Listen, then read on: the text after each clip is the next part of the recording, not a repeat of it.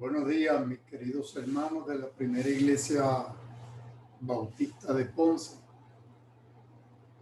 Te habla el hermano Joaquín Lavoy y para continuar nuestras clases bíblicas dominicales. Continuamos en la segunda unidad titulada Las noches oscuras del alma por el doctor Carmelo Álvarez. Seguimos utilizando la revista El Discípulo. La lección pasada leíamos en el libro de Job, que es el que hemos estado analizando. La lección número 6 se titula Hay redención y era el capítulo 19. En esta mañana tenemos entonces, vamos a ir al capítulo 24 del mismo libro de Job, fidelidad desafiante. Y el texto bíblico de oro lo encontramos en el Salmo 55, en el verso 16. En cuanto a mí, a Dios clamaré y Jehová me salvará. La historia de Job parece ambientada en el segundo milenio antes de Cristo, o sea, 2000 años antes de Cristo. En otras palabras, 4000 años atrás. Su longevidad de más de 140 años, como la de los patriarcas, su riqueza se medía en ganado y él actúa como sacerdote de su familia. Todo eso apunta que esto ocurre antes de que el pueblo hebreo tuviera la ley, se hubiera desarrollado el sistema del sacerdocio de los levitas. Este libro nos enseña que el sufrimiento no es siempre el resultado del pecado o la disciplina, que a veces los inocentes sufren y que solo el Señor sabe el porqué. El protagonista, Job, es un rico hacendado que vive con su familia en Uz, una población situada, según se cree, en la región granea que se extendía hacia el sureste de Palestina. Es un hombre de fe, descrito como perfecto y recto, temeroso de Dios y apartado del mal.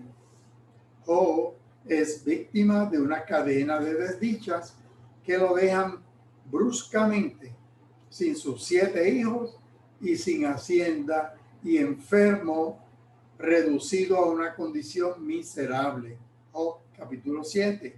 La enfermedad de Job no se sabe si es una sarna, una lepra, pero una enfermedad debilitante, desgastante. A pesar de toda esa desgracia, él confía en Dios y bendice a Dios.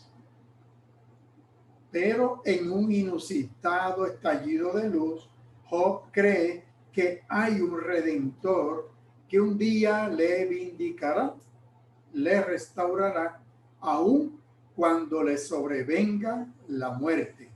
En otras palabras, él va a ver a su redentor, él va a ver a aquel que lo va a levantar, que lo va a cuidar, aún después del sepulcro.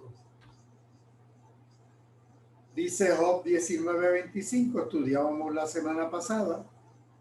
Yo sé que mi redentor, mi Goel, vive y que al final se levantará del polvo. Reina Valera del 95 lee, se levantará sobre el polvo. El polvo significa la tierra, puede ser el ser humano, que es carne que viene del polvo. Y la palabra Goel significa redentor, garantizador, mi fiador, mi vengador, pero sobre todo mi rescatador, mi defensor. Yo sé que mi rescatador, que mi defensor, que mi Goel vive. Continuábamos leyendo la semana pasada en el 19:26. También sé que he de contemplar a Dios aun cuando el sepulcro destruya mi cuerpo, dice Nueva Traducción Viviente. Y después que mi cuerpo se haya descompuesto, todavía en mi cuerpo yo veré a Dios, aún después de muerto. Esto puede implicar la resurrección de los cuerpos. Pero antes de entrar en la lección de hoy, que es el capítulo 24, debemos repasar qué pasa con los amigos de Job en el capítulo 20 al 23. Vamos rápidamente y someramente para poder entender la dinámica que se está dando, donde los amigos de Job viajan desde bien lejos para consolarlo, pero se dan unas conversaciones, una dinámica en donde Job expone que él no entiende por qué los malos triunfan y por qué la gente justa como él sufren. Los amigos al principio callan, pero luego le reprochan diciendo de que algún pecado oculto tiene Job, porque se creía mucho en la ley de la retribución, de que Dios retribuye bien con bien y el mal con mal. Job 21 dice, habla Sofar, los malvados sufrirán. Yo voy a estar leyendo entre versículos, no podemos obviamente leer todos los capítulos, ¿verdad? Dice Job 21, entonces Sofar, el Naamita, le dijo, la alegría del malvado no dura mucho y el gozo del impío es solo momentáneo. Será como basura, destruido para siempre, y quienes lo hayan visto no volverán a verlo. El día que Dios tiene señalado para su ira, sus hijos serán llevados al destierro y esparcidos. Así castiga Dios a la gente malvada. Esa es la herencia que Dios le ha asignado. En otras palabras, Sofar dice que la alegría de los malos no les va a durar, que el gozo de los malos, del impío, es pasajero, que llega el día en que Dios castiga. Ese es el argumento de Sofar. Pero Job le responde, pues eso no es lo que yo veo. Yo lo que estoy viendo es que los malvados prosperan. Así que Job le dice en el 21:1, cuando Sofar terminó de hablar, Job le respondió, miren la piltrafa en que me he convertido. Cúbranse la boca para no gritar de espanto. ¿Por qué prosperan los malos, los malvados? Y llegan a viejo amasando fortunas. Ven crecer a sus hijos fuertes y robustos y se alegran también cuando nacen sus nietos. Ningún mal amenaza sus mansiones. ¿Por qué? Porque Dios no les envía ningún mal.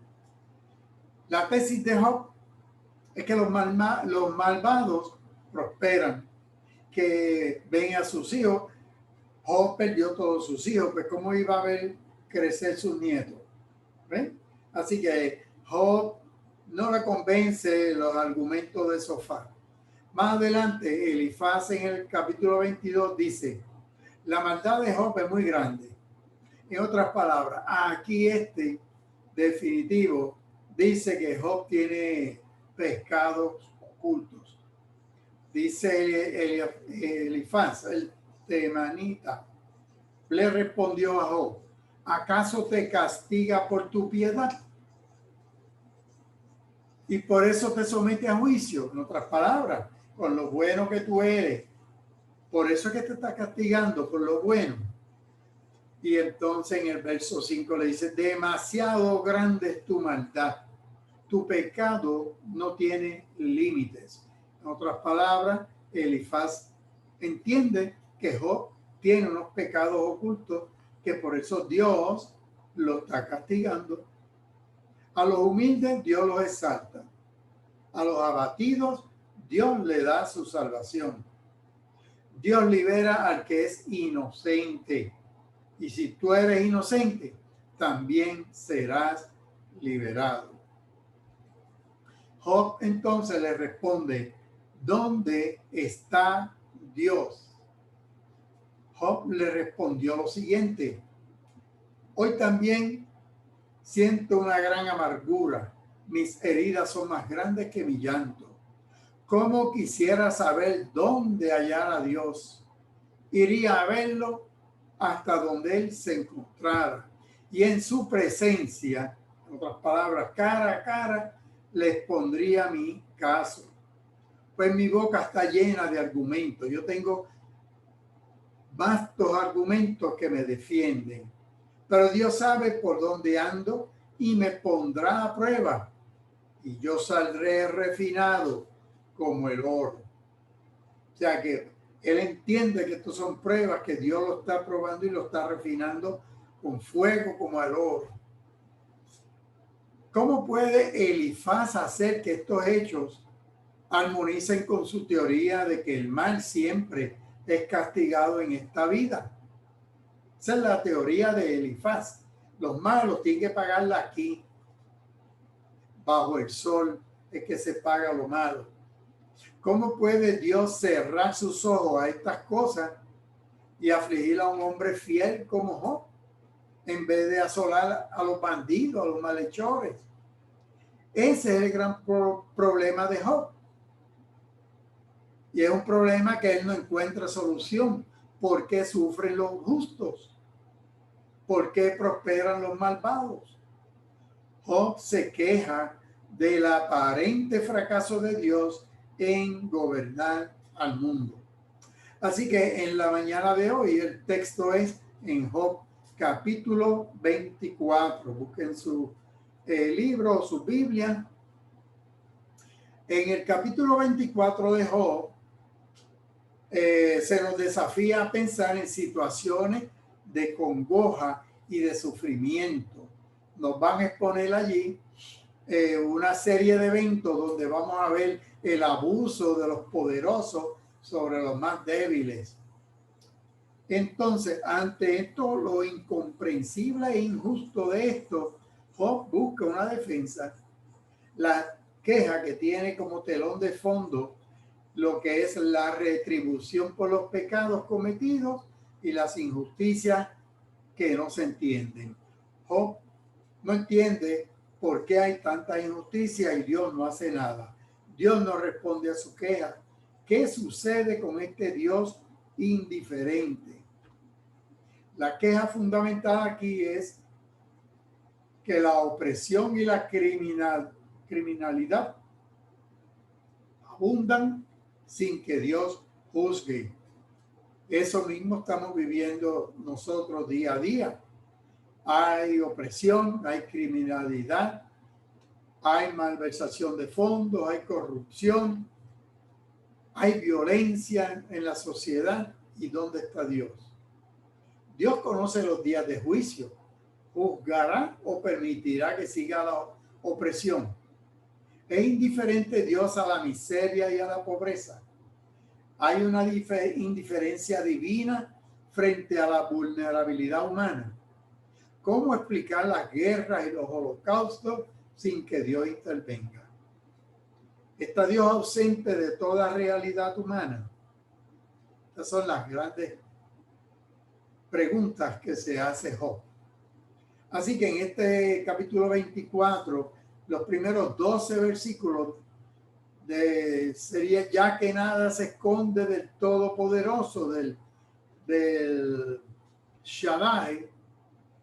Job no puede entender por qué Dios no revela la solución al problema de la prosperidad del impío a aquellos que le conocen. ¿Por qué Dios no le revela sus planes a sus hijos, a los que le sirven, a los que le buscan, de cómo va a solucionar este problema de la prosperidad de los malvados, de los impíos? Y entonces enumera en detalle horribles injusticias de este mundo, crímenes de los opresores, sufrimiento de los oprimidos. Comienza el verso 1 diciendo: si el Todopoderoso, el Shaddai, sabe todo lo que pasa porque sus seguidores nunca saben cómo actuar. Nueva Traducción Viviente traduce el mismo texto. ¿Por qué el Todopoderoso no trae a juicio a los malvados?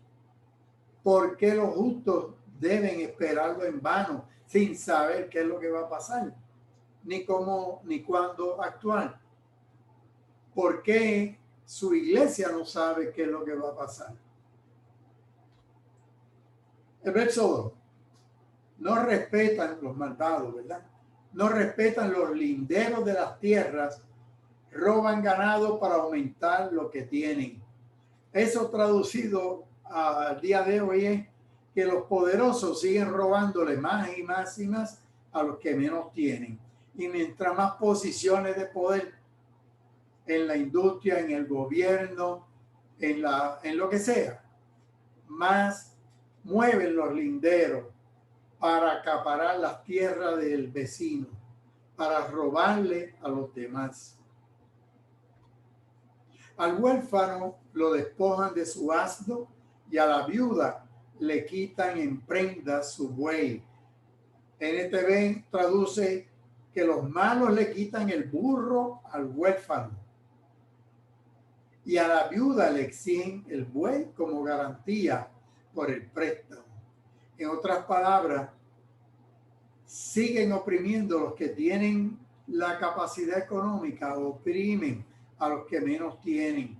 En vez de repartir, distribuir, ayudar, pues no. Al huérfano y la viuda, que en las escrituras son las personas más vulnerables. Un huérfano no tiene padre ni madre. Una viuda no tiene quien la cuide. Y si esa viuda es estéril, peor todavía. Si no tenía hijos varones, pues a esa le quitan hasta el buey para que pague sus préstamos. Y el buey era lo que se usaba para poder arar la tierra, ¿verdad? Y el asno para poder, o sea, le quitan las herramientas a las personas.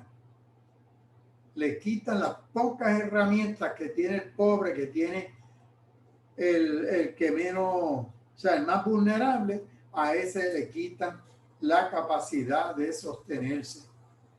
A los que nada tienen, los apartan del camino, por miedo se esconden los pobres de la tierra. En otras palabras, en los caminos era donde estaban los caminantes, los comerciantes, los sacerdotes, etcétera. Pues a estos pobres, a estas viudas, a estos huérfanos los sacaban de allí. Entonces, Nueva Traducción Viviente dice que por miedo los necesitados tienen que esconderse juntos para estar a salvo, protegerse. Los que están en necesidad, en carencia, tenían que protegerse unos a otros para estar a salvo de los poderosos. Esa gente es insaciable, son como asno del monte. Se levantan de mañana dispuestos a robar. Con sus robos del desierto alimentan a sus hijos. En otras palabras, son salvajes. Estos malvados son los que atacan de noche, roban, se meten a los viñedos, se meten a las casas. Esos malvados espigan en campos ajenos, rebuscan la viña de otra gente, robando.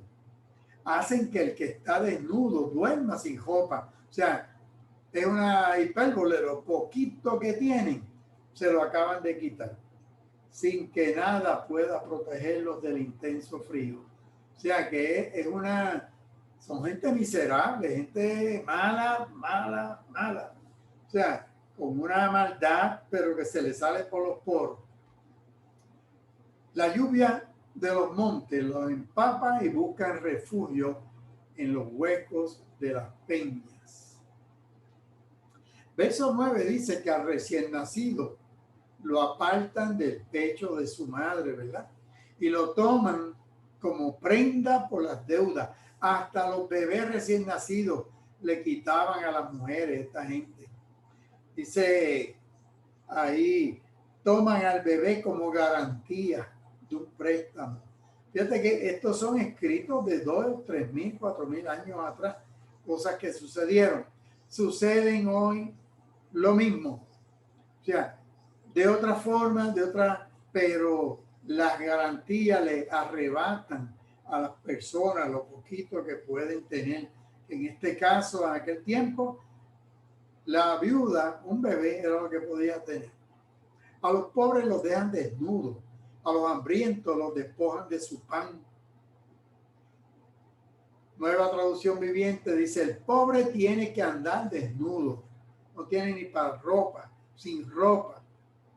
Y ese pobre cosecha alimentos para que otros coman, mientras él mismo se muere de hambre. En otras palabras, tienen explotado ahí al pobre trabajando para otro, como hacían los cortadores de la caña.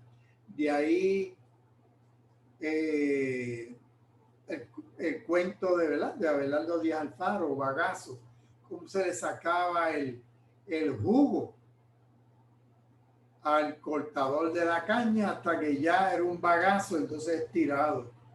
Pues aquí pasa lo mismo. Y hoy en día, si miramos, también vamos por ahí, si la iglesia y nosotros como discípulos del Señor no levantamos la voz de alerta. Dice que se esconden en su casa para extraer aceite. Dicen que fabrican vino, pero se mueren de sed. ¿Quién es el que se esconde? ¿Quién es el que fabrica?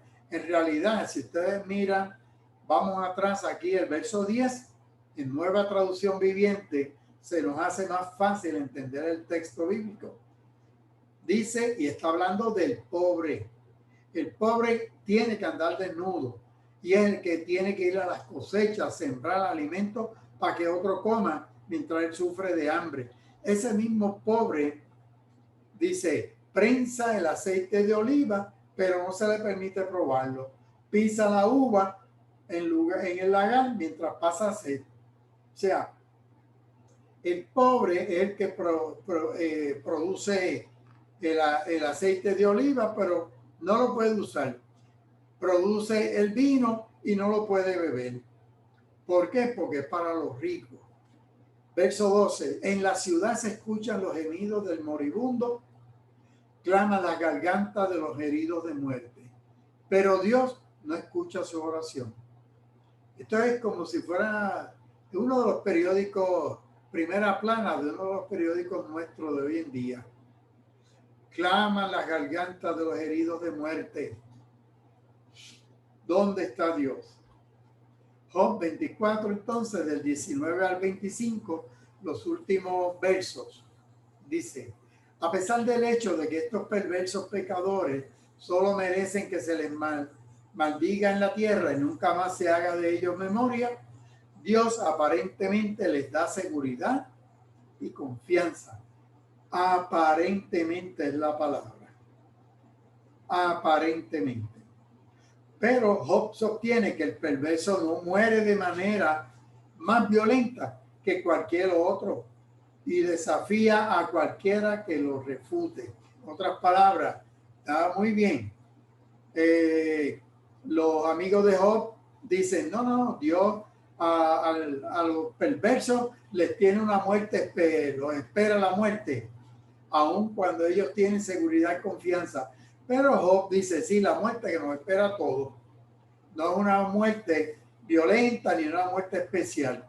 Y entonces desafía a cualquiera de sus amigos que lo refute y que pruebe lo contrario. Verso 19. Con la sequía y el calor se derrite la nieve y con el sepulcro se esfuma el hombre pecador. Ese texto de Nueva Traducción Viviente es la tumba, o sea, el sepulcro, consume a los pecadores tal como la sequía y el calor consume la nieve. En otras palabras, el cuerpo se va a deshacer, sea del rico, sea del pobre, sea del justo, sea del malvado. Verso 20, su propia madre se va a olvidar de ellos, que se convierten en el deleite de los gusanos. Nadie guarda de ellos ningún recuerdo, pues son arrancados como todo árbol seco. Está hablando de los malvados. ¿Por qué? Mira si son malos estos, que el verso 21 dice que a las mujeres estériles afligieron. Una mujer estéril, igual que una viuda, era igual que el huérfano, era lo más pobre dentro de la sociedad, porque una mujer estéril no había podido tener hijos y si enviudaba, no había quien la mantuviera, quien la cuidara. Verso 21 en Nueva Traducción Viviente. Porque maltrataron a la estéril sin hijos y no socorrieron a la viuda. Pero la fuerza de Dios derriba a los poderosos. Cuando Dios se presenta, nadie tiene segura la vida. Dios les infunde confianza, los deja vivir, pero no les quita los ojos de encima. Y aunque fueron poderosos, su vida llega a su fin, pues la muerte los alcanza como a todos los demás. Su vida es cegada como si fueran espigas. O sea que los grandes y poderosos, los malvados, también van a morir igual que todos los demás. Y el último verso de Job 24-25 dice: ¿quién puede desmentir lo que yo he dicho? ¿Quién puede reducir a nada mis palabras? NTV dice: ¿puede alguien decir lo contrario? ¿Quién puede demostrar que estoy equivocado de todo lo que ha dicho Job? ¿Verdad? Job, pues, no estamos perplejos. Job tiene esa lucha de que él ve que los malvados prosperan, son prosperados. Todas las cosas que hicieron, ya ustedes vieron el abuso de los pobres, las viudas, los huérfanos, las mujeres estériles. Y entonces Job no entiende por qué él tiene que sufrir todo esto. Más adelante, cuando terminemos, de hecho la semana que viene, ese capítulo 42 de Job es el que vamos a estudiar. Job termina diciendo en el 42:5: de oídas te había oído, mas ahora mis ojos te ven. Otra versión: de oídas te conocía. Otra versión: yo había oído hablar de ti. Todo te había oído, te conocía de oído. Había oído hablar de ti, pero ahora mis ojos te ven. En otras palabras, Job llegó el momento que los ojos de la fe se abrieron para él y entendió toda la dinámica, que la fe es lo que nos ayuda a entender este mundo que parece estar patas arriba. En la búsqueda de certezas y afirmaciones, pudiéramos entonces ir a examinar el texto bíblico en la epístola a los Hebreos y allí encontrar certezas y afirmaciones de cómo lidiar con esta problemática. El capítulo 10 de Hebreos dice y resalta la fortaleza en medio del sufrimiento, insistiendo que la fidelidad sin desmayar en cultivar la esperanza y caminar en amor y buenas obras. En otras palabras, ese capítulo 10 de Hebreos nos ayuda a mantenernos fieles a Dios en esperanza. Como decía el apóstol Pablo en Romanos, cuando Abraham tuvo esperanza contra esperanza, esperanza cuando ya no hay esperanza. Y entonces, en el verso 11, capítulo 11, verso 1a, seguidamente aparece esa afirmación contundente. Es pues la fe, la certeza de lo que no se ve. Es pues la fe, la confianza absoluta en lo que no se ve. La plena certidumbre de la fe. Hebreos 10:19 dice: hermano, puesto que con toda libertad podemos entrar en el lugar santísimo, ¿por qué? Por medio de la sangre de Cristo. Claro, Job no sabía esto. Job no tenía esta revelación tan gloriosa que tú y yo tenemos.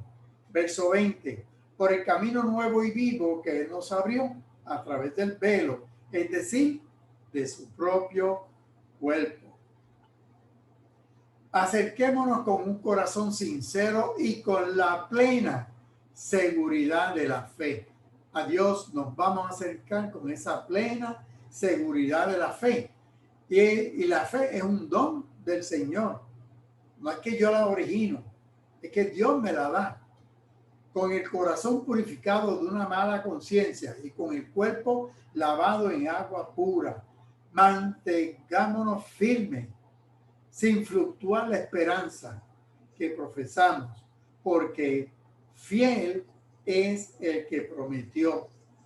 La esperanza nuestra no está en nosotros, no está en la firmeza mía, está en la firmeza, en la fidelidad de Dios, que es el que prometió. Hebreos 10:38 dice, pero el justo vivirá por la fe.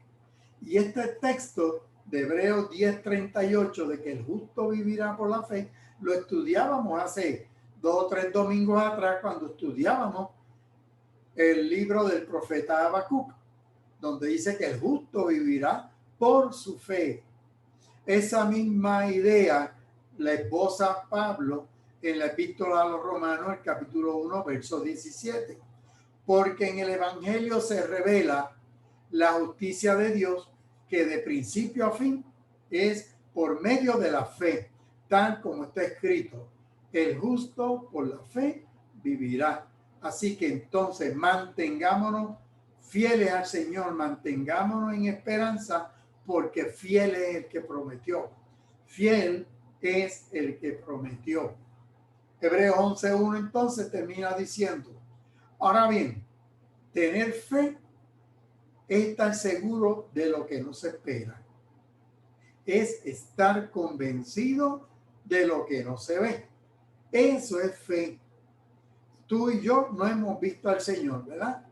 Y tenemos fe en Él. ¿Qué tal si vamos al Evangelio de Juan, capítulo 20-27? Cuando el Señor le dijo a Tomás, pon aquí tu dedo, mira mis manos, acerca tu mano, métela en mi costado, no seas incrédulo, sino creyente. Entonces Tomás respondió y le dijo, Señor mío y Dios mío. Jesús le dijo, Tomás, has creído porque me has visto. Y ahí viene una bendición para ti y para mí. Bienaventurados los que no vieron y creyeron. Sea bendita su palabra. Bienaventurados los que no vieron y creyeron. Así que la certeza de la fe es estar convencido de lo que no se ve. No hay que hacer como Tomás. Resumen, el texto nos ha planteado la queja de Job ante Dios por su sufrimiento. El tema de la retribución por el pecado está presente. Dios no le responde ante la injusticia. La queja subraya el abandono y el olvido. Job reitera su fe en Dios. ¿Cómo entender la fe a partir de dudas y cuestionamientos que nos acechan, especialmente cuando vemos la maldad que hay en el mundo? El camino de fe nos indica que creemos en un Dios vivo, a pesar de todo, como dice Job, que aún desecha su carne, aún que el sepulcro destruya su cuerpo, él va a ver cara a cara a Dios, le veremos cara a cara. De esta forma podremos confesar que nuestro Redentor vive. Oremos al Señor. Oh Señor, fortalécenos para que nutridos y nutridas por tu amor, mantengamos esa fidelidad a tu voluntad y los llamados que nos haces para creerte y para servirte. Te pedimos que aumentes nuestra fe, que afirmes nuestros pasos en camino a tu reino y animes nuestra esperanza cuando la adversidad nos aceche.